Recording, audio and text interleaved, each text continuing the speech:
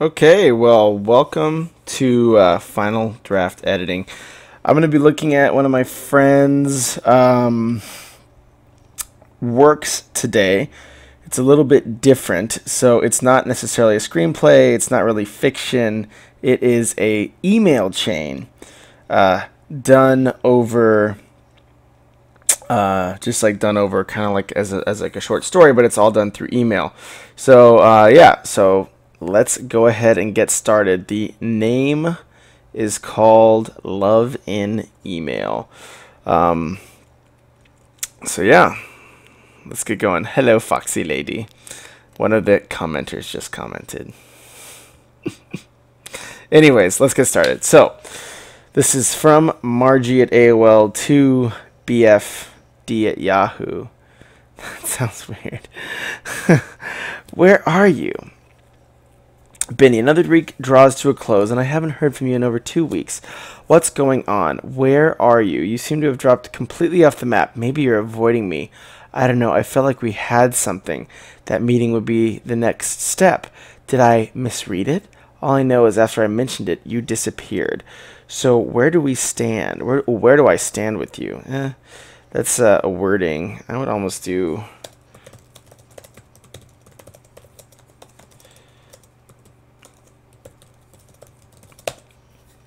Ignoring me like this is worse than just out and out dumping me, if you must know. We spent too many weeks to get to know each other online for you to leave it to me like this.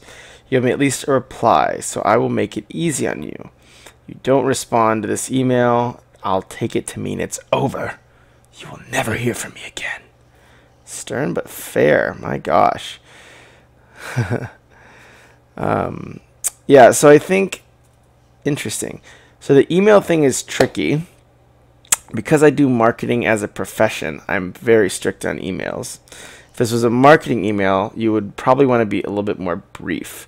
Because it's something that that people are like, the form is like you're writing it personally. Even then, people, when they write emails, usually aren't even this verbose. In a lot of our marketing emails, for example, we try to represent it as if, somebody's personally writing a merchant or whoever they're emailing. So in this case, like, we have like, what's going on? Where are you? Seem to have dropped completely off the map. Very well-formed sentences. Everything's written out.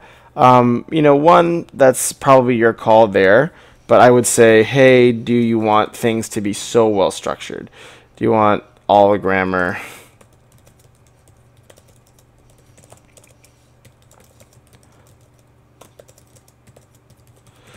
Just based off open lines and stuff like that, you would run the risk of someone starting to skim because these are pretty verbose, bigger paragraphs.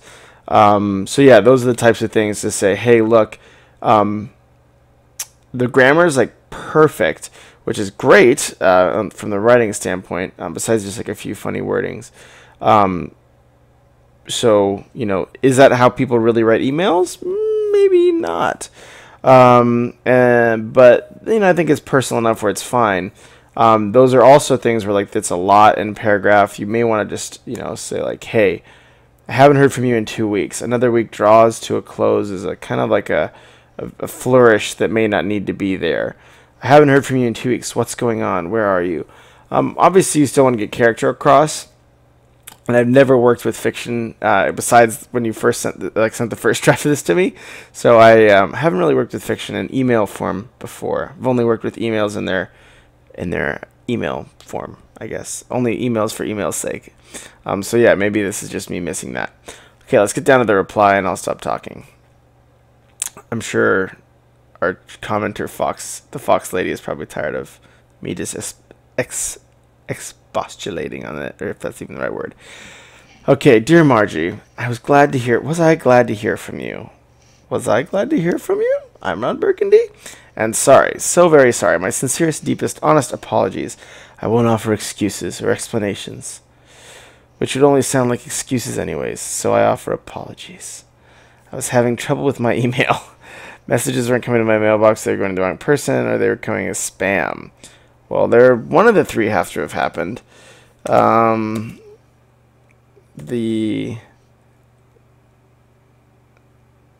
Email excuse seems kind of weird. I'd almost pick one and go with it. Yeah, I would just say like, hey, it was going to spam. Turns out I had a nasty virus. Why would anyone make one to screw up my emails is beyond me. I don't see the purpose. Maybe if they were trying to get into my bank accounts, I could understand. Foreshadowing. Very well done. But this makes no sense. Anyways, it took a while to figure it out and get fixed. I just got back up and running today. While I worked on it, I didn't have a computer. Then I discovered I didn't have your phone number, so no way to contact you. Then I had to catch up at work. Wow, even as I write, I see how lame these explanations really are, but it's all fixed again, so sorry. I was glad you wrote me because we had a great time online, but that only goes so far. I agree we have to meet, and now that I'm virus-free... That sounds kind of funny just because I guess that could imply like different things. So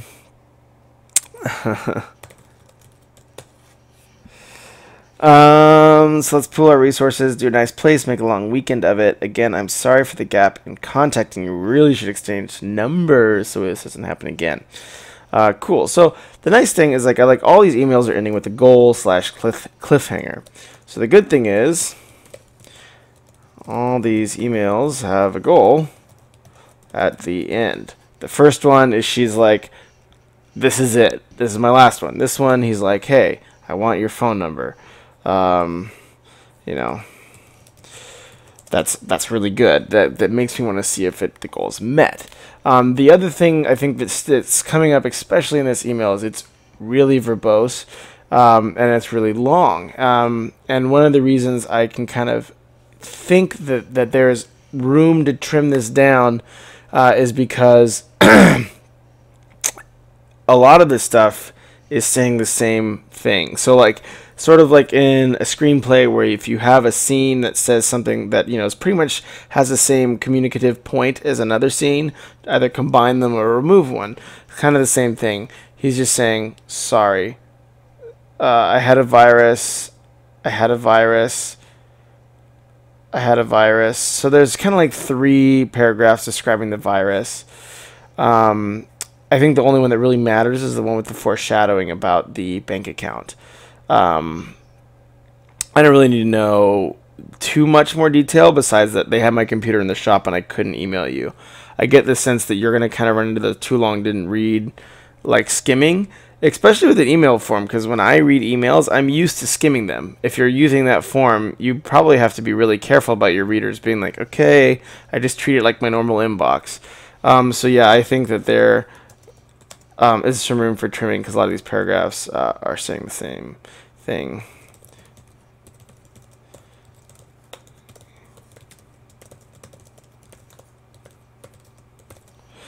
Or, sorry, can we reduce?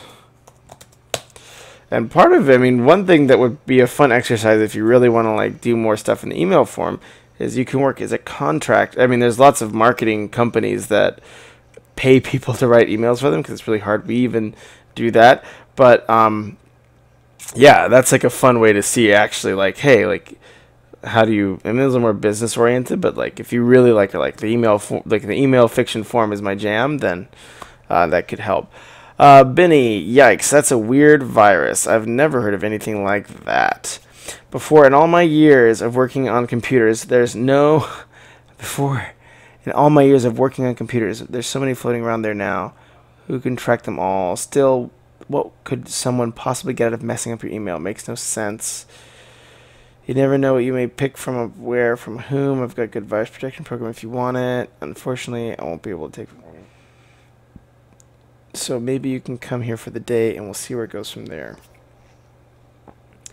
I think, yeah, I mean, I think the theme kind of that's going to be occurring is, or at least that I'm beginning to see develop in these first few emails, is the need for brevity. I think you're going to have to kind of toe the line between having enough content and dialogue to where the characters are coming across and their personalities, but the real character kind of communication is always going to be coming through the conflict, where they disagree, what the choices they make. So I think you kind of have some room to say, hey, like, I kind of get their personality from these emails. You know, you can even use more verbal quirks, stuff like that. Yeah, I would still want to trim and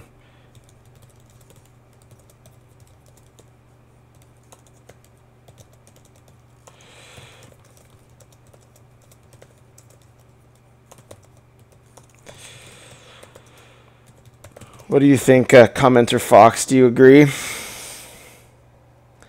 I'll look at your comments at some point. There. No answer. Ouch. Ice cold.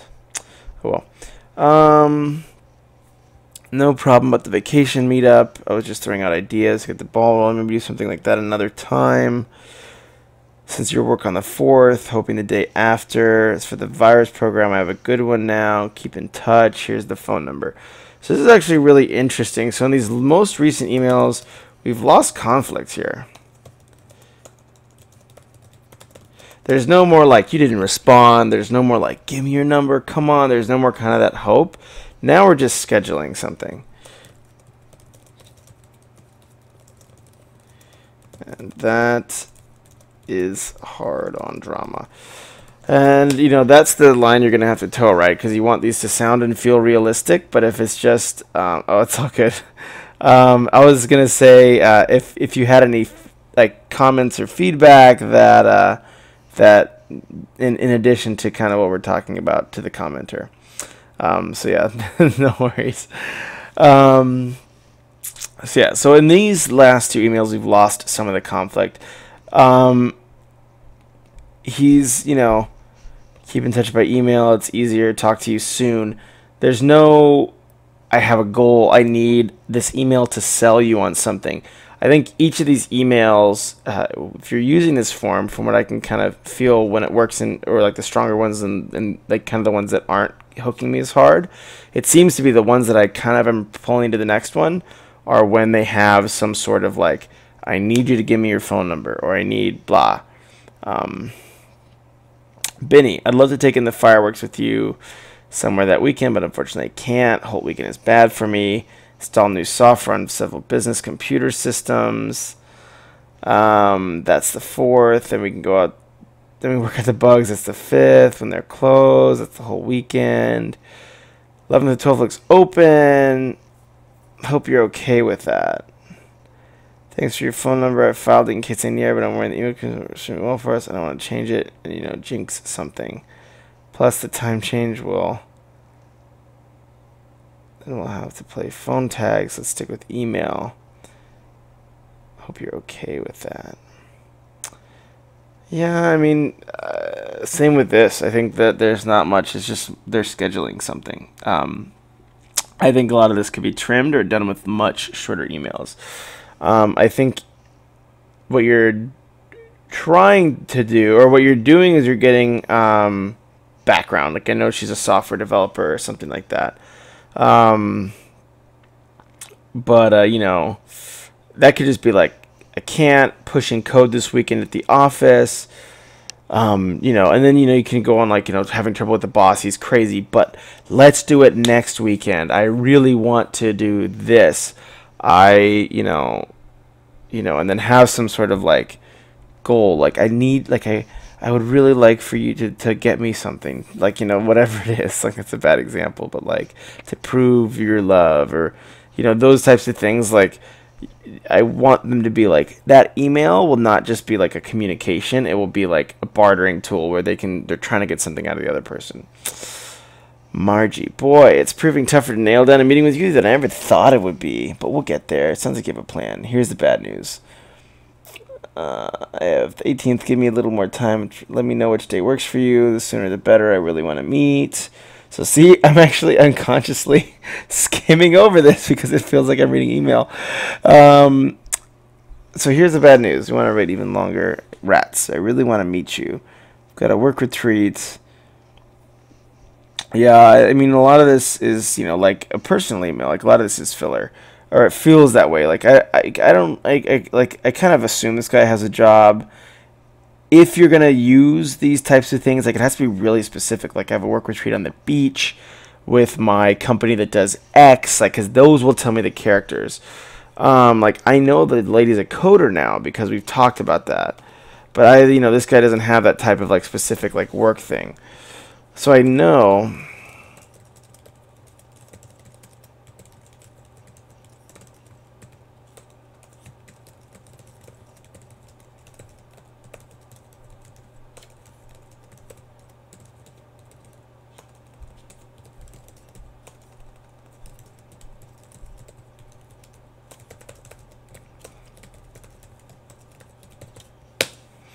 I don't know if that makes sense.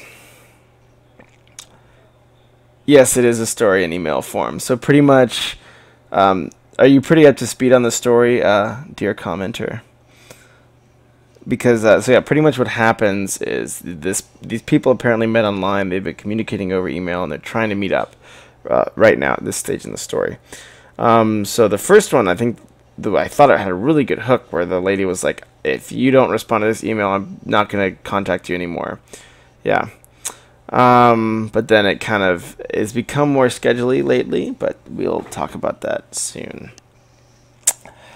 At first glance, I couldn't think of any reason why we couldn't make it the weekend, blah, but something kept gnawing in the back of my mind. To be safe, I wrote back and committed. Sure enough, there's something going on around that time.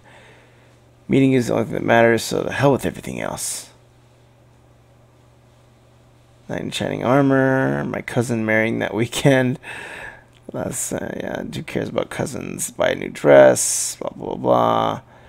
It's only going to do it if I had nothing, and I mean zilch going on that weekend.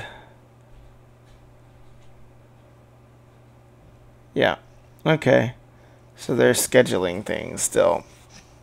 Yeah, I mean, I think that's important thing to think about, is I would just really cut out a lot of the scheduling stuff. I'd get to the conflict, unless there's something that you have to communicate here. But it seems like the only secondary information it seems to be coming across is really their career stuff. I don't really see much foreshadowing, so I would really consider trimming out like the emails from or reducing them a lot from like 4 to 9. Another idea,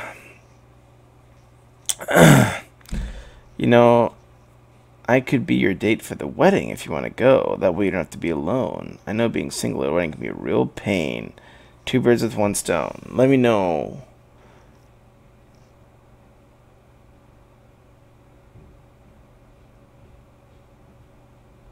Should have taken it.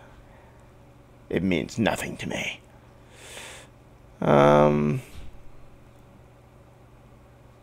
Yeah. I would clarify that maybe she wants to do this.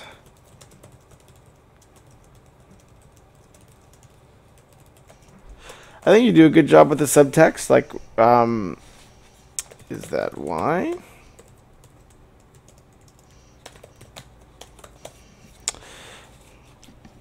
Yeah, so I think you do a good job with the subtext. So I think that's what it is. So yeah.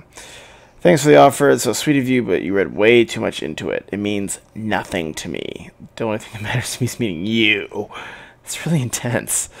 I want to be able to commit to you fully for the weekend. I don't think being out of town the wedding will allow for that. I'm more interested in finding a weekend or weekend. I hope you do too. Got it. 1890. Let me know as soon as possible this weekend. Yeah, schedule the reservations. Sorry for pushing it. One of the tops. That's the other thing too. When you have a character's apologizing away from some of the situations, it trivializes the conflict.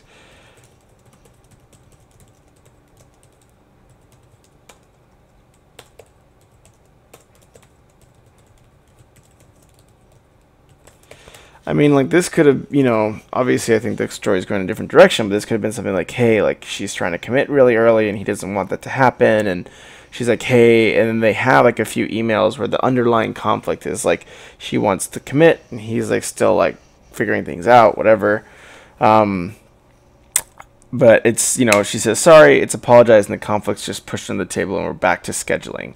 So let's make it the 18th and 19th our weekend. So yeah, I really would push to get conflict in here. You want to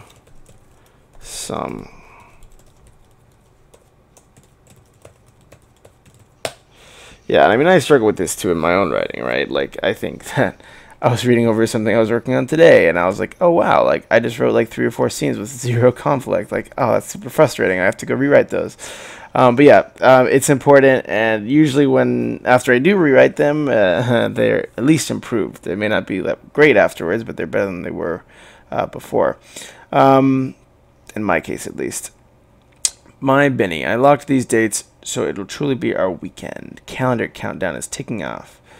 If you don't have that program, I'll send you a copy. Also, I couldn't help but notice you signed up as Your Benny. I was surprised to see this. I'm not sure what it means, but it caught my attention. Enough for today. Let me know about that program.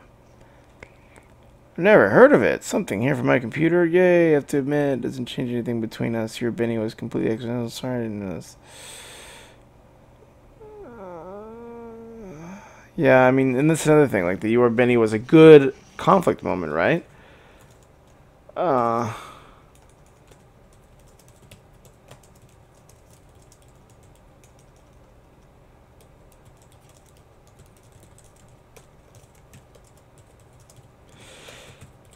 mean, I think this is indicative that it'll probably be really easy for you to inject more conflict into this, just because it's like, yeah, it's very kind of natural as is. You feel the same. Looking forward to your weekend.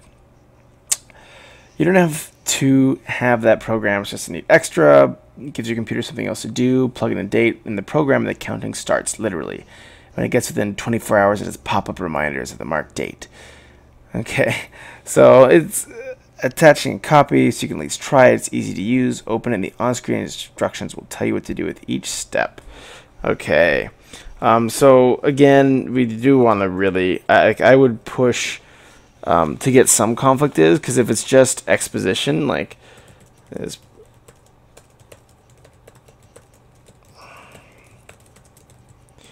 you're going to have a lot of risks, right? Because if it's just exposition talking about the program without any conflict behind it, and especially if the program doesn't come back as a significant thing later, it's going to be hard for your reader to really commit to that, because we spent a whole paragraph, which is a lot in email especially, to have just straight up exposition. So something worth considering. Just saying, like, hey, do I need to talk about the 24-hour thing? Yes, no, that type of thing. Hold on, someone's... Oh, yes. My bedtime alarm is beeping at me. How are you doing over there, Fox Lady 17? Dear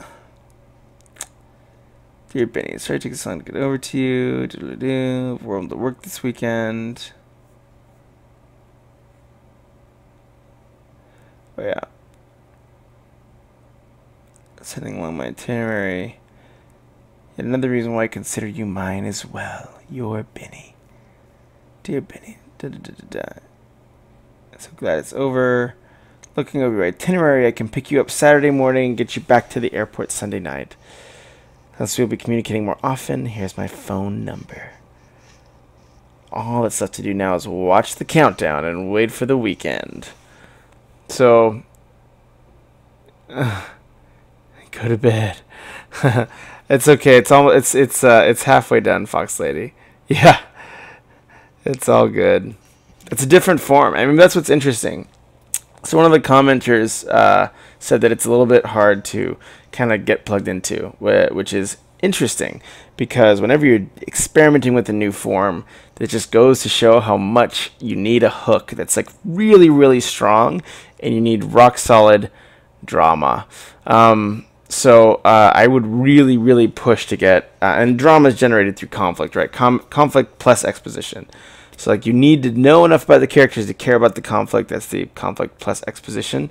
But we definitely I don't think, have enough conflict yet. I'm probably going to read a little bit faster going forward just because it is getting late. But those are kind of the themes I'm beginning to see now. You're Marjorie. You can go to bed if you want, commenter Fox Lady. You're tired. Good to know.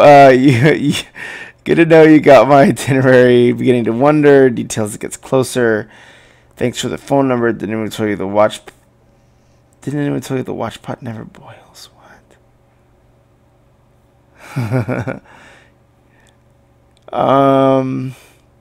You just did, but I have to. Too excited. So this is good.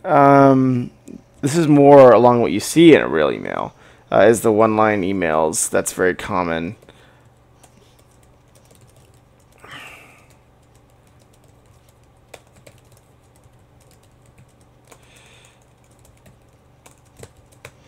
Yeah, I mean, I think they're still just kind of like, I'm excited, watching the clock, watching the clock, watching the clock, and like sort of like it's almost like watching the, kind of the grass grow, right? As you're saying, oh, I'm waiting for something. Unless there's like stakes, or unless it's like I'm waiting for a bomb to go off or whatever it is, it's not going to be.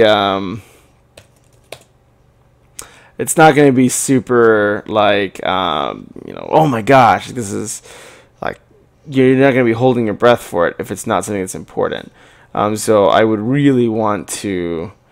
Yeah, I don't think the emails about waiting are that beneficial.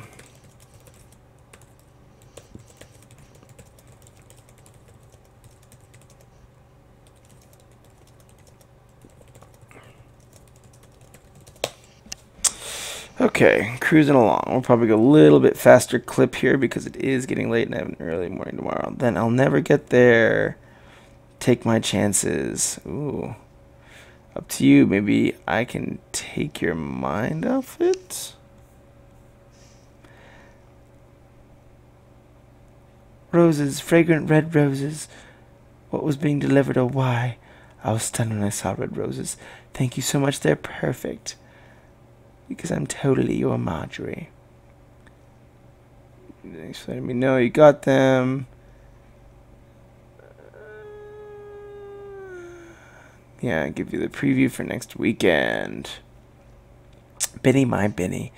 None of my colleagues believe that someone sent me, of all people, roses. That's really sad. That's like a good exposition moment.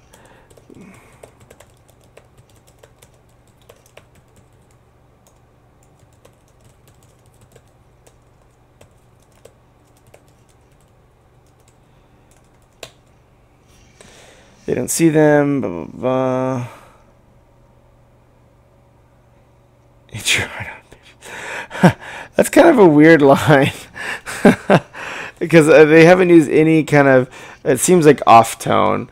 Like I haven't heard them use any like swear words, especially like one that are kind of like, hey, hey, yeah. Like, so that one is something I'd be aware that just, I think, profanity is fine if it serves a story and it's like not like obscene or anything much. I think that's fine, but I don't know if it matches this right now because it seems like it's not in tone agreement.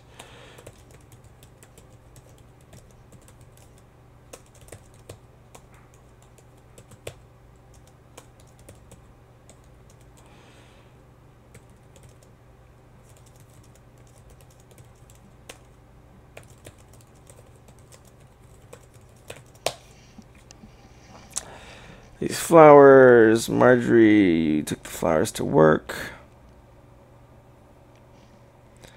I'm a little surprised and sad. So we've seen the students really fit in your apartment, how they dress up. In any case, it sounds like you found a good home for them. Can hardly wait for the weekend as well. Truest. Toast ragu toasted. I did. Whole flight back. So have one on me. Probably shouldn't write to you till we's done, but what the hell? It's kind of junk and we's almost there. What? Truest. Toast ragu toasted. I did. The whole flight back. So has one on me. I'm kind of drunk and we're almost there. Just back and it's ain't gonna be a problem.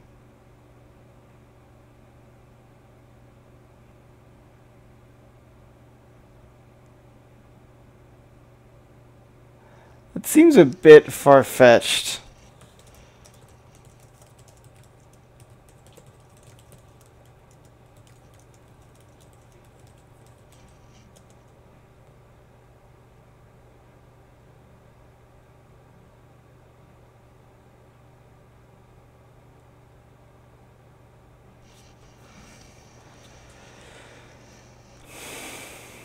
Like, he's never been drunk. I remember the first version, I kind of bought it harder. I think it made, like, I forget what the initial draft was. I mean, I think this is good, but maybe it was a similar moment, but just they had gone in a lot more back and forth. And so predictable. Desperate one on dating websites. Now's the time. Just get everything ready to rock and roll this week. That's what I need. Clean her out, done and done forever.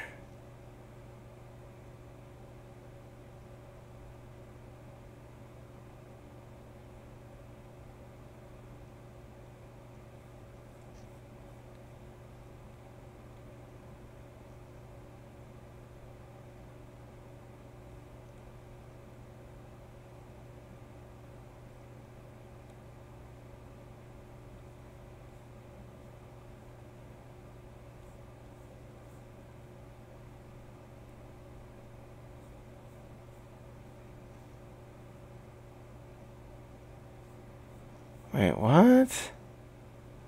Marquis. Who's Marquis? That's Margie. Margie.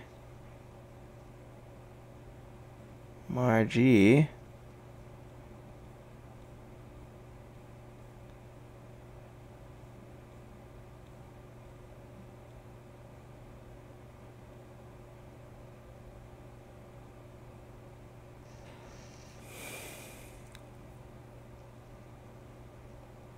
Personalized benefits us.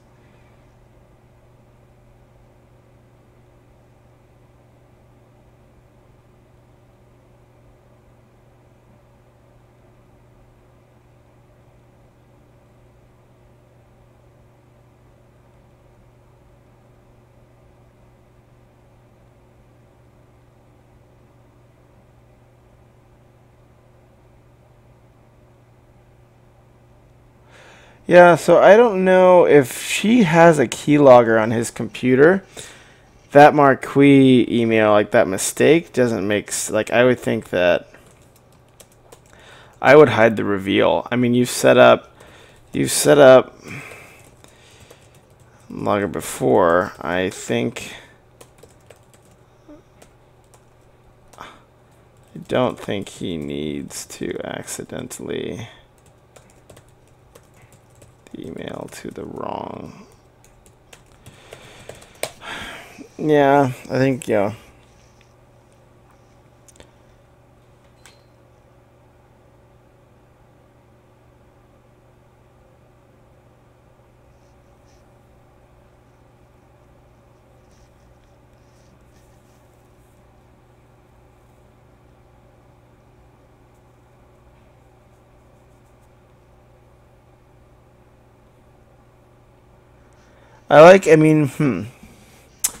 So I still like the ending. I think you can probably even shorten it. So I remember this was like 50 something pages. So now it's 30. So you can probably even shorten it further. And I think one of the reasons you can is because when they're in person hanging out, we feel that time.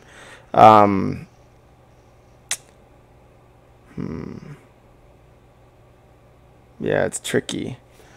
All right, overall.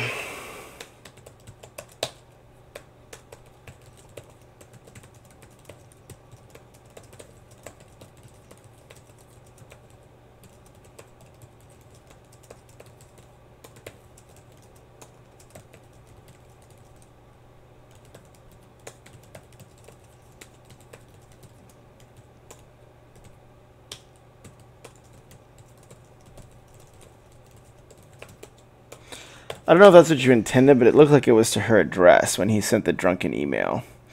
So Margie at AOL, we like, Damien, I'm so drunk, all these people. Yeah, he sent it to Margie.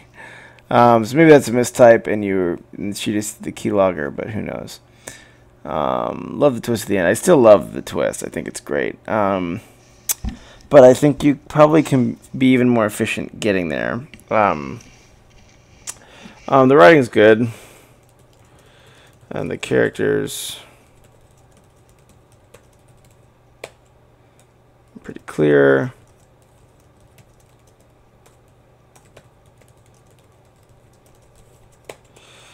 Prove.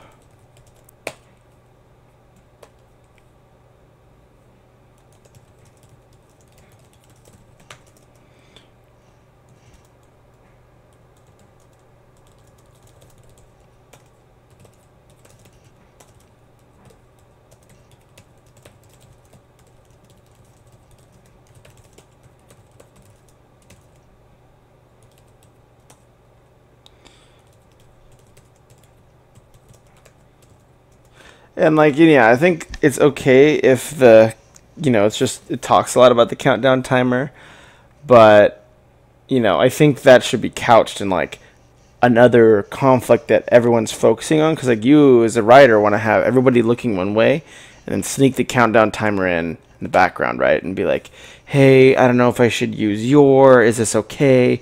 Hey, Margie, maybe we should slow down a little bit. And then she's talking about the countdown timer on the side, and then you don't really notice that it's getting slipped in. I mean, we kind of bring up the countdown timer, so it's pretty clear, which is fine. But then even stuff like the scheduling, like, hey, should we do it this weekend? Should we do it this weekend? Without conflict, gets pretty dull. So I would really want to trim up the middle. I think your beginning is really strong, and I think your end is really strong. But just like a lot of screenplays, Act 2, it seems like that is your biggest opportunity to improve. I think the hook is great because it hooks with conflict, and I think the ending is great because it's this great twist. But I think there is still a lot of room to either trim or really infuse conflict in what you already have.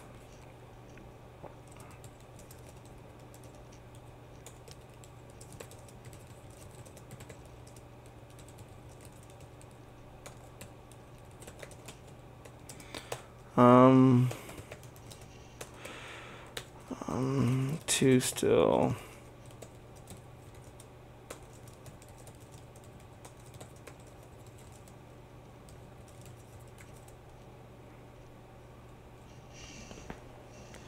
Great hook and great.